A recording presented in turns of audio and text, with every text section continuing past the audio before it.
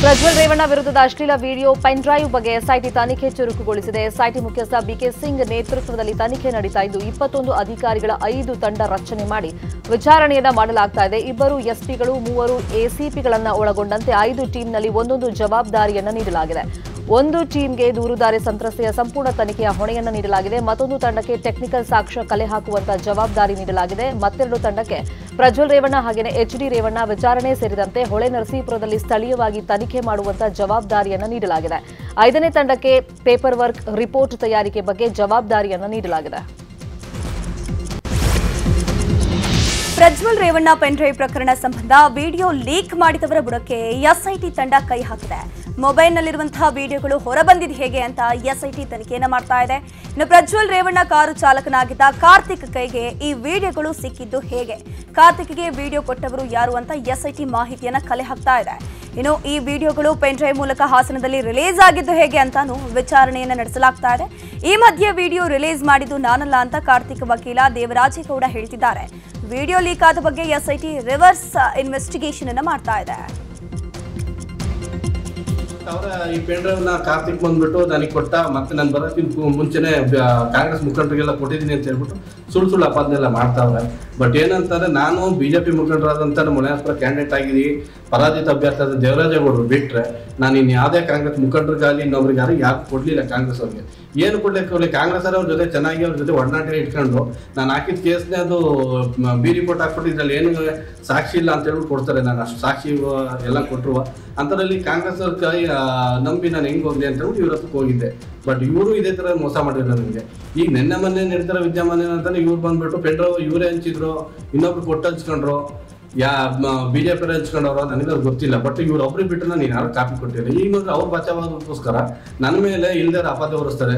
ಕಾಂಗ್ರೆಸ್ ಅವ್ರಿಗೆ ಕೊಟ್ಟಿದ್ದಾರೆ, ಇನ್ನೊಬ್ರಿಗೆ ಕೊಟ್ಟಿದ್ದಾರೆ. ನಾನು ಕಾಂಗ್ರೆಸ್ಗೆ ಕೊಡೋದಾಗಿಲ್ಲ ಸ್ವಾಮಿ, ನಾನು ಯಾಕೆ ನಿಮ್ಮ ಹತ್ರ ಬರ್ತಿದ್ದೇನೆ ಕೇಳೋದಕ್ಕೆ. ಈಗ ಇದಕ್ಕೋಸ್ಕರನೇ ನಾನು SIT ನನ್ನ ಹತ್ರ ಇರೋ ಡಾಕ್ಯುಮೆಂಟ್ ಎಲ್ಲ ಸಬ್ಮಿಟ್ ಮಾಡಿ ನನಗೇನು ಗೊತ್ತಿದೆ ಅದೆಲ್ಲ SIT ಮುಂದೆ ಹೇಳ್ಕೊಂತೀನಿ. ಇದರಿಂದ ನ್ಯಾಯ ಸಿಗುತ್ತೆ ಅಂತ ಅನ್ಕೊಂಡಿದ್ದೀನಿ. ಸರ್ ದಯವಿಟ್ಟು ಆ ವಿಡಿಯೋ ನೋಡಿ. ಅಲ್ಲಿ ನಾನು ಕಾಂಗ್ರೆಸ್ ನರ್ತಕ್ಕೆ ಹೋದೆ, ನಾನಲ್ಲಿ ಅವ್ರಿಗೆ ನ್ಯಾಯ ಸಿಗಲಿಲ್ಲ, ಹಾಗಾಗಿ ಪೆನ್ ಡ್ರೈವ್ ನನಗೆ ಕೊಟ್ಟೆ ಅಂತ ಹೇಳ್ತಾರೆ. ಅಲ್ಲಿ ಇವನಿಗೆ ಪೆನ್ ಡ್ರೈವ್ ಕೊಟ್ಟದ್ದು ಯಾರು, ಎಲ್ಲಿಂದ ಬಂದು ಪೆನ್ ಡ್ರೈವ್ ಇದು? ಕಾಂಗ್ರೆಸ್ ನರ್ತಕ್ಕೆ ಹೋಗಿ ಅವ್ರು ಏನು ನ್ಯಾಯ ಕೊಡಲಿಲ್ಲ ಅಂತ ಬಂದವ್ರೆ ಅಂತ ಅಂದರೆ ಫಸ್ಟ್ ಕಾಂಗ್ರೆಸ್ ಅಪ್ರೋಚ್ ಆಗಿದ್ದಂತ ಆಯ್ತಲ್ವ, ಸಾಬೀತಾಯ್ತಲ್ವ, ಅಲ್ಲಿ ಕಾಂಗ್ರೆಸ್ನಲ್ಲಿ ಕೊಟ್ಟವ್ರಂತ ಪ್ರೂವ್ ಆಯ್ತಲ್ವ. ಅಲ್ಲಿ ನಾನು ಲಾಯರಾಗಿ ನಂತಕ್ಕೆ ಹೆಂಗೆ ಕೊಟ್ಟವನಿ ಅಂತ ಅಲ್ಲಿ ಇವನು 82ನೇ ರೆಸ್ಪಾಂಡೆಂಟ್ ಇವನು ಆ ಕೇಸಲ್ಲಿ. ಲಾಯರ್ಗೆ ಏನು ಕೊಡ್ಬೇಕು ಅದು ಕೊಟ್ಟವನಲ್ಲಿ. ನಾನು ಏನು ಹೇಳಿದ್ದೀನಿ ಅಲ್ಲಿ, ಅದು ಕೋರ್ಟಿಗೆ ಮಾತ್ರ ಪ್ರೊಡ್ಯೂಸ್ ಮಾಡ್ತೀನಿ ಅಂತ ಹೇಳಿದ್ದೀನಿ ನಾವಲ್ಲಿ, ನಾವೆಲ್ಲೂ ಮಾಡಿಲ್ಲ ಅದರಲ್ಲಿ. ಸೊ ಈ ವಿಡಿಯೋ ಹೆಂಗೆ ಲೀಕ್ ಆಯ್ತು ಅಲ್ಲಿ? ಈ ಚುನಾವಣೆಯನ್ನು MP ಕ್ಯಾಂಡಿಡೇಟ್ಗೆ ನಮ್ಮ BJP ಅವರ ಕಂಟೆಸ್ಟ್ ಮಾಡಿದ್ರು JDSನವರು ಮತ್ತು ಕಾಂಗ್ರೆಸ್ನವರಲ್ಲಿ ಇರೋದು. JDSನವರು ವಿಡಿಯೋ ಅದು ಕಾಂಗ್ರೆಸ್ನ ಲಾಭ ಪಡ್ಕೊಳ್ಳೋಕ್ಕೋಸ್ಕರ ವೋಟ್ ಬ್ಯಾಂಕಿಂಗ್ಗೋಸ್ಕರ ಬಿಡುಗಡೆ ಮಾಡ್ಯವ್ರೆ. ತಪ್ಪೇನದ್ರಲ್ಲಿ ಅವರಲ್ಲಿ? ಅವ್ರ ಬಾನೆ ತಪ್ಪಲ್ಲ ಅದು. ಆದರೆ ಸಮಾಜದ ಹಿತದೃಷ್ಟಿ, ಹೆಣ್ಮಕ್ಳು ಮಾನಹಾನಿ, ಹೆಣ್ಮಕ್ಳ ಶೀಲ ಪ್ರಶ್ನೆಯಲ್ಲಿ ಅವರನ್ನು ಹರಾಜಾಕೆ ಪ್ರಜ್ವಲ್ ರೇವಣ್ಣ ಹರಾಜಾಕಕ್ಕೆ ಹೋಗಿ ಅಲ್ಲಿ ನಮ್ಮ ಹೆಣ್ಣು ಮಕ್ಕಳನ್ನ ಮಾನವನ ಹರಾಜು ಹಾಕಿದ್ದಾರೆ. ಅಲ್ಲಿ ಇದು ಸಮಗ್ರ ತನಿಖೆ ಆಗಬೇಕು. SIT ತನಿಖೆ ಆಗಬೇಕಾದ್ರೆ ಅದು ಏನು ಬೇಕು ಪೂರಕ ದಾಖಲಾತಿಗಳು ಕೊಡ್ತೀನಿ ನಾನು. ಇದು ಸಮಗ್ರ ತನಿಖೆ ಆದ್ರಲ್ಲಿ ಸರ್ಕಾರದ ಕೊಂಡಿ ಕಳಚಿ ಹೋಯ್ತದೆ. ಕರ್ನಾಟಕದಲ್ಲಿ 2ನೇ ಹಂತದ ಚುನಾವಣಾ ಕಾವು ಜೋರಾಗಿದೆ. ಮೊನ್ನೆಯಷ್ಟೇ ಪ್ರಧಾನಿ ಮೋದಿ ರಾಜ್ಯಕ್ಕೆ ಆಗಮಿಸಿ ಅಭ್ಯರ್ಥಿಗಳ ಪರ ಭರ್ಜರಿ ಪ್ರಚಾರ ನಡೆಸಿದರು. ಈ ಬೆನ್ನಲ್ಲೇ ಕೇಂದ್ರ ಗೃಹ ಸಚಿವ ಅಮಿತ್ ಶಾ ಇವತ್ತು ರಾಜ್ಯಕ್ಕೆ ಆಗಮಿಸ್ತಾ ಇದ್ದಾರೆ. 3 ಗಂಟೆಗೆ ಹಾವೇರಿಗೆ ಬರಲಿರುವಂತಹ ಅಮಿತ್ ಶಾ ಬಿಜೆಪಿ ಅಭ್ಯರ್ಥಿ ಬಸವರಾಜ ಬೊಮ್ಮಾಯಿ ಪರವಾಗಿ ಪ್ರಚಾರವನ್ನು ನಡೆಸಲಿದ್ದಾರೆ. ರಾಣೆಬೆನ್ನೂರಿನ ಕುರಬರಗಿ ಕ್ರಾಸ್ನಿಂದ ಅಶೋಕ ಸರ್ಕಲ್ವರೆಗೆ ಬೃಹತ್ ರೋಡ್ ಶೋ ನಡೆಸಲಿದ್ದಾರೆ. ಅಮಿತ್ ಶಾ ರೋಡ್ ಶೋ ಹಿನ್ನೆಲೆಯಲ್ಲಿ ಭಾರೀ ಬಂದೋಬಸ್ತ್ ಕೈಗೊಳ್ಳಲಾಗಿದೆ.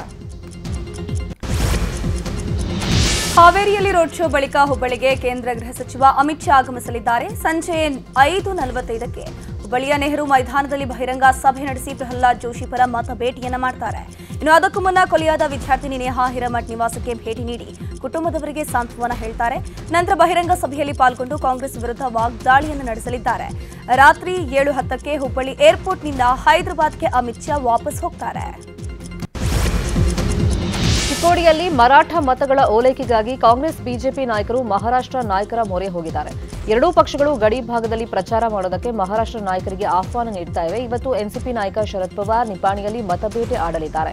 ಕಾಂಗ್ರೆಸ್ ಅಭ್ಯರ್ಥಿ ಪ್ರಿಯಾಂಕಾ ಜಾರಕಿಹೊಳಿ ಪರವಾಗಿ ಪ್ರಚಾರವನ್ನ ಮಾಡಲಿದ್ದಾರೆ. ಅತ ಬಿಜೆಪಿ ನಾಯಕರು ಕೂಡ ಮಹಾರಾಷ್ಟ್ರ ಮುಖ್ಯಮಂತ್ರಿ ಏಕನಾಥ್ ಶಿಂದೆ ಹಾಗೂ ಡಿಸಿಎಂ ದೇವೇಂದ್ರ ಫಡ್ನವೀಸ್ಗೆ ಆಹ್ವಾನವನ್ನ ಕೊಟ್ಟಿದ್ದಾರೆ.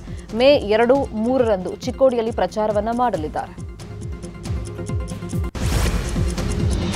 ರಾಯಚೂರು ಯಾದಗಿರಿ ಲೋಕಸಭಾ ಚುನಾವಣಾ ಅಖಾಡ ದಿನೇ ದಿನೇ ರಂಗೇರ್ತಾನೆ ಇದೆ. ಬಿಜೆಪಿ ರಾಷ್ಟ್ರೀಯ ಅಧ್ಯಕ್ಷ ಜೆಪಿ ನಡ್ಡಾ ಬಂದ್ ಹೋದ ಬೆನ್ನಲ್ಲೇ ಸಿಎಂ ಸಿದ್ದರಾಮಯ್ಯ ಹಾಗೂ ಡಿಸಿಎಂ ಡಿಕೆ ಶಿವಕುಮಾರ್ ಅವರು ಎಂಟ್ರಿ ಕೊಡ್ತಿದ್ದಾರೆ. ಲೋಕಸಭಾ ಅಭ್ಯರ್ಥಿ ಹಾಗೂ ಸುರಪುರ ಉಪಚುನಾವಣೆಯ ಅಭ್ಯರ್ಥಿ ಪರ ಸಿಎಂ ಹಾಗೂ ಡಿಸಿಎಂ ಕ್ಯಾಂಪೇನ್ ಅನ್ನು ಮಾಡಲಿದ್ದಾರೆ. ಬೆಳಗ್ಗೆ 11 ಗಂಟೆಗೆ ಸುರಪುರ ಮತಕ್ಷೇತ್ರದ ದೇವತ್ಕಲ್ಗೆ ಆಗಮಿಸಲಿರೋ ಸಿದ್ದು ಹಾಗೂ ಡಿಕೆಶಿ ಮತ ಪ್ರಚಾರವನ್ನು ಮಾಡ್ತಾರೆ. ನಂತರ ಮಧ್ಯಾಹ್ನ 3 ಗಂಟೆಗೆ ಯಾದಗಿರಿಯಲ್ಲಿ ಬೃಹತ್ ಸಮಾವೇಶ ನಡೆಯಲಿದೆ.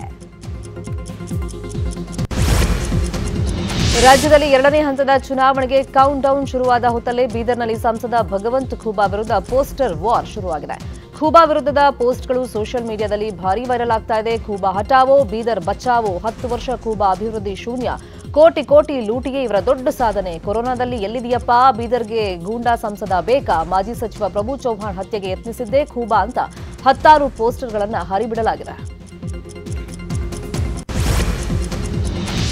ಬೀದರ್ನ ಬಿಜೆಪಿ ಅಭ್ಯರ್ಥಿ ಭಗವಂತ್ ಖೂಬಾ ಪರ ನಿನ್ನೆ ಆಳಂದದಲ್ಲಿ ಬಿಜೆಪಿ ರಾಜ್ಯಾಧ್ಯಕ್ಷ ಬಿವೈ ವಿಜಯೇಂದ್ರ ಭರ್ಜರಿಯಾಗಿ ಪ್ರಚಾರವನ್ನು ನಡೆಸಿದ್ರು.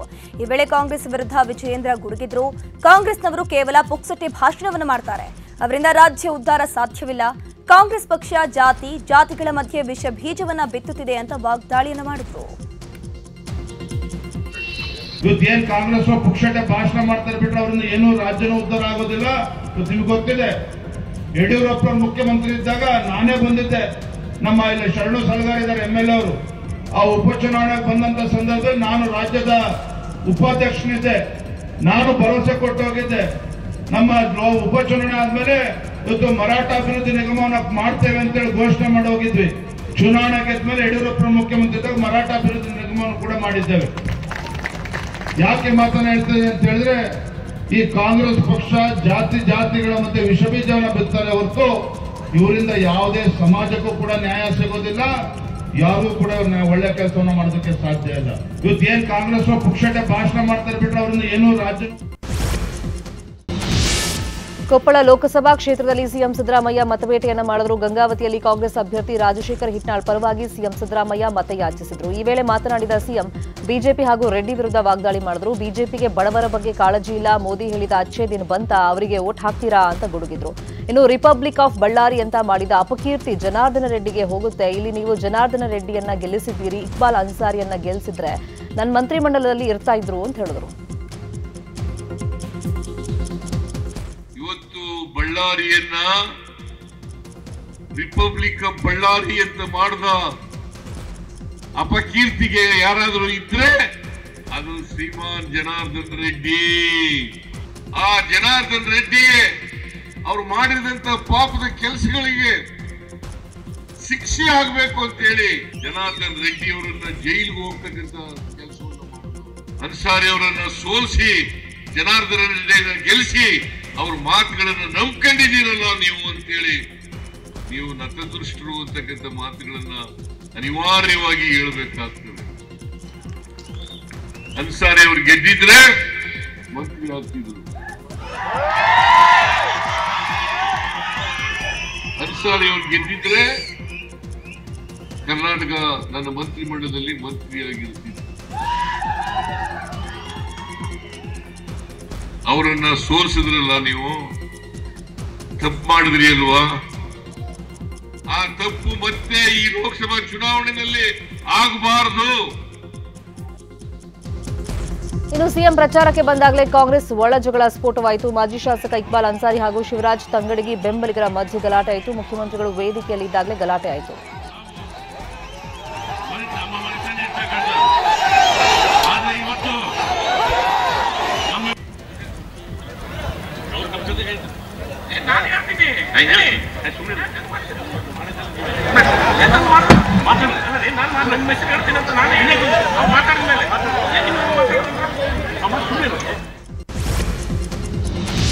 ಬೆಳಗಾವಿ ಲೋಕಸಭಾ ಅಖಾಡದಲ್ಲಿ ಜಿದ್ದಾಜಿದ್ದಿನ ಪ್ರಚಾರ ನಡೆಯುತ್ತಾ ಇದೆ. ಬಿಜೆಪಿ ಅಭ್ಯರ್ಥಿ ಶೆಟ್ಟರ್ ಹಾಗೂ ಕಾಂಗ್ರೆಸ್ ಅಭ್ಯರ್ಥಿ ಮೃಣಾಲ್ ಬಿಡುವಿಲ್ಲದೆ ಪ್ರಚಾರವನ್ನು ಮಾಡ್ತಾ ಇದ್ದಾರೆ.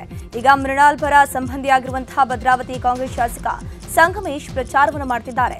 ಸಂಗಮೇಶ್ ಸಂಬಂಧಿಗಳು ಹಾಗೂ ಆಪ್ತರು ಗೋಕಾಕ್ ಮತ್ತು ಅರಬಾವಿಯಲ್ಲಿ ಬೀಡು ಬಿಟ್ಟು ಪ್ರಚಾರವನ್ನು ಮಾಡ್ತಿರುವಂತಹದ್ದು. ಇನ್ನು ಶೆಟ್ಟರ್ ಪರ ಅಂಗಡಿ ಕುಟುಂಬ ಕೂಡ ಪ್ರಚಾರವನ್ನು ಮಾಡ್ತಾ ಇದೆ. ವಿವಿಧ ಮುಖಂಡರ ಮನೆಗಳಿಗೆ ಭೇಟಿಯನ್ನು ಕೊಟ್ಟು ಅಂಗಡಿ ಕುಟುಂಬಸ್ಥರು ಮತಯಾಚನೆಯನ್ನ ಮಾಡ್ತಿರುವಂತಹದ್ದು. ದಾವಣಗೆರೆಯಲ್ಲಿ ಪಂಚಮಸಾಲಿ ಸಮುದಾಯದಿಂದ ಕಾಂಗ್ರೆಸ್ಗೆ ಬೆಂಬಲಿಸಿ ಸಭೆಯನ್ನು ನಡೆಸಲಾಗಿತ್ತು. ಇದಕ್ಕೆ ಬಿಜೆಪಿ ಕೌಂಟರ್ ಕೊಡ್ತಾ ಇದ್ದು, ಯತ್ನಾಳ್ ನೇತೃತ್ವದಲ್ಲಿ ಬಿಜೆಪಿ ಪಂಚಮಸಾಲಿ ನಾಯಕರ ಸಭೆ ಇವತ್ತು ನಡೆಯುತ್ತೆ. ದಾವಣಗೆರೆ ನಗರದ ಬಂಟರ ಭವನದಲ್ಲಿ ಬೆಳಗ್ಗೆ 11:00 ಸಭೆ ನಡೆಯಲಿದೆ. ಸಭೆಯಲ್ಲಿ ಬಿಜೆಪಿ ಅಭ್ಯರ್ಥಿ ಗಾಯತ್ರಿ ಸಿದ್ದೇಶ್ವರ್ಗೆ ಬೆಂಬಲ ಸೂಚಿಸುವ ಬಗ್ಗೆ ಚರ್ಚೆಯನ್ನು ಮಾಡಲಾಗುತ್ತೆ. ಸಭೆಯಲ್ಲಿ ಪಂಚಮಸಾಲಿ ಮುಖಂಡರಾದ ಅರವಿಂದ್ ಬೆಲ್ಲದ್, ಮಾಜಿ ಶಾಸಕ ಎಚ್ಎಸ್ ಶಿವಶಂಕರ್, ಸಮಾಜದ ಮುಖಂಡ ತೇಜಸ್ವಿ ಪಟೇಲ್ ಪಾಲ್ಗೊಳ್ತಾ ಇದ್ದು, ಈ ಮೂಲಕ ಪಂಚಮಸಾಲಿ ಸಮುದಾಯ ಬಿಜೆಪಿ ಜೊತೆ ಇದ್ದೀವಿ ಅಂತ ಠಕ್ಕರ್ ಕೊಡ್ತಾ ಇದೆ. ಗೀತಾ ಶಿವರಾಜ್ ಕುಮಾರ್ ಗ್ರಾಮ ಪಂಚಾಯಿತಿ ಚುನಾವಣೆಯಲ್ಲಿ ನಿಂತರೂ ಸೋಲ್ತಾರೆ ಅಂತ ಕುಮಾರ್ ಬಂಗಾರಪ್ಪ ಭವಿಷ್ಯ ನುಡಿದಿದ್ದಾರೆ. ಶಿವಮೊಗ್ಗದಲ್ಲಿ ಮಾತನಾಡಿದ ಕುಮಾರ್ ಬಂಗಾರಪ್ಪ, ಡಾಕ್ಟರ್ ರಾಜ್ಕುಮಾರ್ ಅವರಿಗೆ ಚುನಾವಣೆ ಮೇಲೆ ಆಸಕ್ತಿ ಇತ್ತು ಅನ್ನೋದು ಸುಳ್ಳು. ಅವರಿಗೆ ಯಾವುದೇ ರೀತಿಯ ಆಸಕ್ತಿ ಇರಲಿಲ್ಲ. ಚಿತ್ರರಂಗ ಅವರಿಗೆ ಬೆಂಬಲಿಸದೆ ಎಂದಾದ್ರೆ ನಾನು ಒಬ್ಬ ನಿರ್ಮಾಪಕ. ನನ್ನಂತೆಯೇ ಮುನಿರತ್ನ, ರಾಕ್ಲೈನ್ ವೆಂಕಟೇಶ್ ಇದ್ದಾರೆ. ನಾವ್ಯಾರೂ ಕೂಡ ಬೆಂಬಲವನ್ನ ನೀಡಿಲ್ಲ. ಗೀತಾ ಇನ್ನು 5 ಚುನಾವಣೆ ನಡೆಸಿದ್ರು ಗೆಲ್ಲೋದಿಲ್ಲ ಅಂತ ಬಹಿರಂಗವಾಗಿ ಹೇಳಿಕೆಯನ್ನು ಕೊಟ್ಟಿದ್ದಾರೆ. ರಾಜ್ಕುಮಾರ್ ಅವರ ಹೆಸರನ್ನು ತಗೊಂಡ್ಬಿಟ್ರು. ರಾಜ್ಕುಮಾರ್ ಅವರಿಗೆ ರಾಜಕೀಯದ ಮೇಲೆ ಆಸೆ ಇತ್ತು. ಅದಕ್ಕೋಸ್ಕರ ನಾನು ಬಂಗಾರಪ್ಪನವ್ರ ಮಗಳನ್ನ ನನಗೆ ಮದುವೆ ಮಾಡಿ ರಾಜಕೀಯಕ್ಕೆ ತರಬೇಕು ಅನ್ನೋ ಉದ್ದೇಶ. ರಾಜ್ಕುಮಾರ್ ಅವರಿಗೆ ಎಲ್ಲೆಷ್ಟು ಕೂಡ ರಾಜಕೀಯದ ಮೇಲೆ ಆಸೆ ಇರಲಿಲ್ಲ. ಶುದ್ಧ ಸುಳ್ಳು. ಫಿಲಂ ಇಂಡಸ್ಟ್ರಿ ಎಲ್ಲ ಸಪೋರ್ಟ್ ಮಾಡಿದೆ. ಫಿಲಂ ಇಂಡಸ್ಟ್ರಿ ಎಲ್ಲಾದ್ರೂ ಸಪೋರ್ಟ್ ಮಾಡಿಬಿಟ್ರೆ ನಾವು ಒಬ್ಬ ಪ್ರೊಡ್ಯೂಸರ್, ನಾವ್ಯಾರು ಸಪೋರ್ಟ್ ಮಾಡಿಲ್ಲ.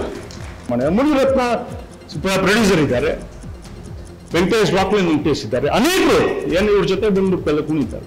ಅಭಿಮಾನಿಗಳು ಯಾರೋ ಸ್ನೇಹಿತರು ಬಂದು ಒಂದಿಷ್ಟು ಜನ ಅವ್ರ ಜೊತೆಗೆ ನಮಗೆ ಇಲ್ಲಿ ಗೀತಕರು ನಮಗೆ ಅಂತ ಹೇಳ್ಕೊಂಡು ಅವರು ತಿರುಗಾಡಿರ್ಬೋದು.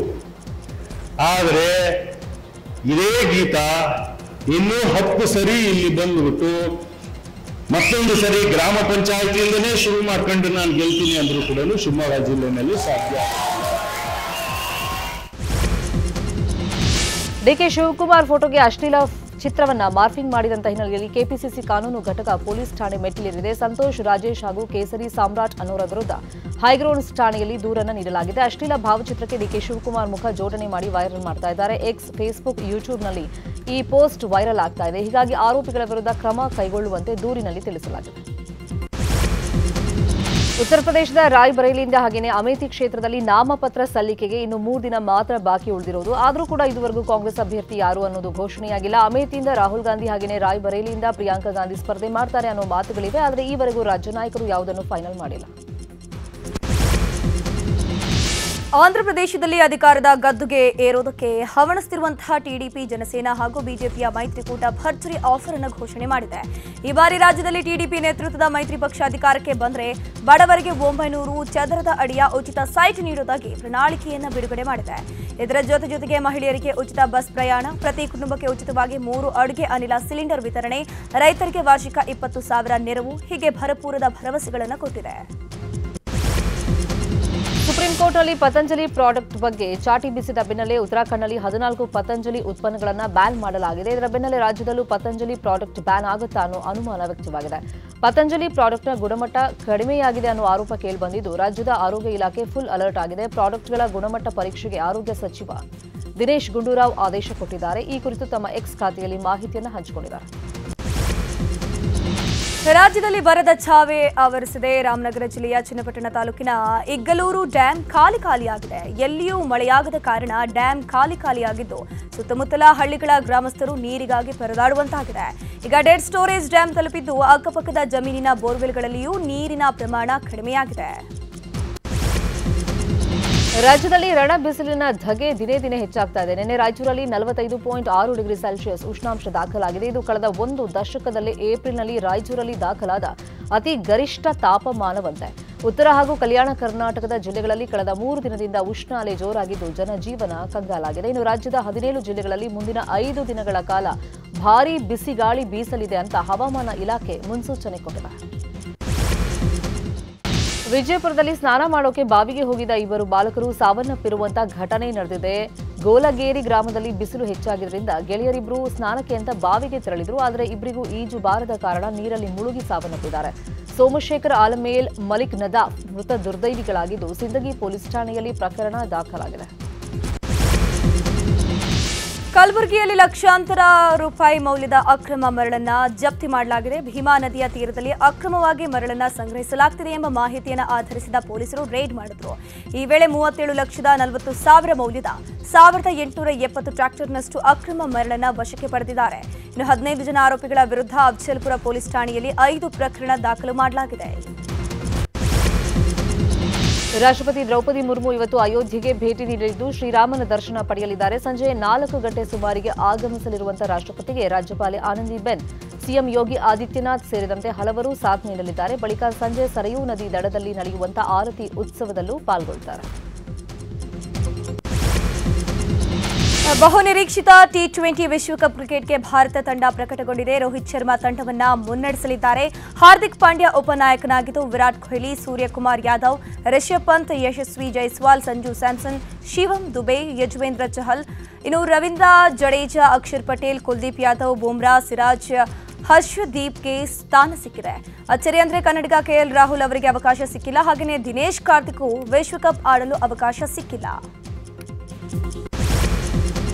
ಇವತ್ತು ಸಿಎಸ್ಕೆ ಹಾಗೂ ಪಂಜಾಬ್ ನಡುವೆ ಜಿದ್ದಾಜಿದ್ದಿನ ಪಂದ್ಯ ಏರ್ಪಡಲಿದೆ. 9 ಪಂದ್ಯಗಳನ್ನು ಆಡಿರುವಂತಹ ಚೆನ್ನೈ 10 ಅಂಕ ಪಡೆದಿದೆ. ಹೀಗಾಗಿ ಪ್ಲೇ ಆಫ್ಗೆ ಎಂಟ್ರಿ ಆಗೋದಕ್ಕೆ ಇವತ್ತಿನ ಪಂದ್ಯ ತುಂಬಾನೇ ಇಂಪಾರ್ಟೆಂಟ್.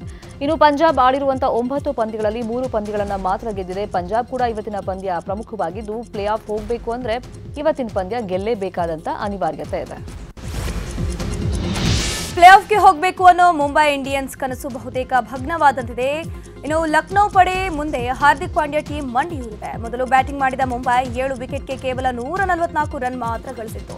ಈ ಸಾಧಾರಣ ಗುರಿ ಬೆನ್ನಟ್ಟಿದ ಲಕ್ನೋ 4 ವಿಕೆಟ್ಗಳ ಭರ್ಜರಿ ಗೆಲುವನ್ನು ಸಾಧಿಸಿದೆ. ಇನ್ನು ಸ್ಟೋಯಿನ್ಸ್ರ ಆಟಕ್ಕೆ ಮುಂಬೈ ಪಡೆ ಮಕಾಡೆ ಮಲಗಿದೆ. ಇನ್ನೂ 4 ಎಸೆತ ಬಾಕಿ ಇರುವಂತೆಯೇ ಕೆಎಲ್ ರಾಹುಲ್ ಪಡೆ ಗೆದ್ದು ಬೀಗಿದೆ.